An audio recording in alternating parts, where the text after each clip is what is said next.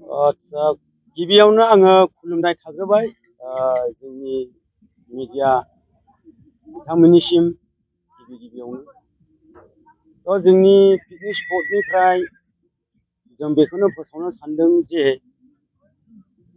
जोङो दिनैनि जि दिन 28 थारिख बे दिनखौ जोङो मोनसे नाइट प्रग्राम कालचार हिसाबै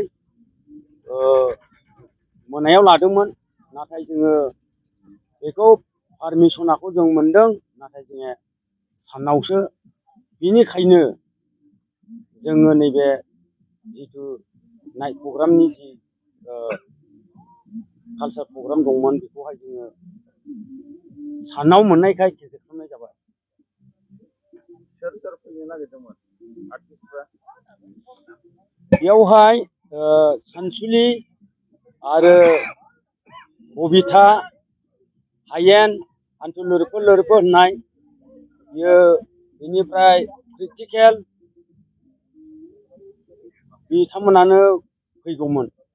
बेजों लोगोसे उनफ्राव पारमिसन मोनोबा हरनि खालामफिनगोन नामा? निश्चय खालामगोन जोङो पारमिसन मोनोब्ला खालामफिनगोन।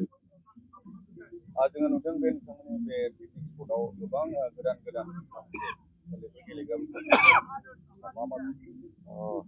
बेवहाय दिनैहाय आं बेखौनो फोसावनो सानो आइफवालि पिकनिक स्पटनि जानानै मोनसे जानानै ओरैहाय जोङो बडि थाबाय नाव बेखौथ' दाख्लैनिफ्राय आङो मिडिया बुंगासिनो दङ आरो दिनैहाय ट्रेन फैबाय एक्सप'आथ' खुलिजोब्बाय मा नांगौ गासैबो मोनजोबो नायब्लानो नुगोन आरो नोंथांमोननि मिडियानि गेजेरजोंनो दा नुजोबखागोन।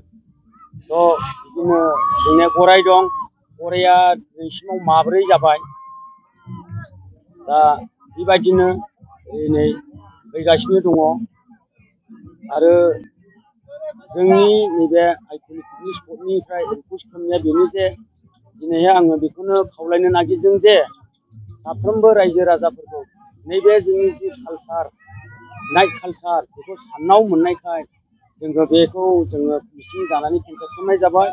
मानोना जोङो नाइट कालचार हिसाबै मोनायाव मोननो हायाखिसै बेनिखायनो सानाव जानायलाय सानावहाय सोर पाब्लिकफ्रा फैगोन बेनिखायनो आइफवालि पिकनिक स्पटनि मिथिंनि मानसिफ्रा जोङो गासैबो डिसिसनखौ लानानै नैबे जिहेथु सानाव मोननाय जोङो कालचार बे कालचारखौहाय बन्द' खालामनाय जाबाय।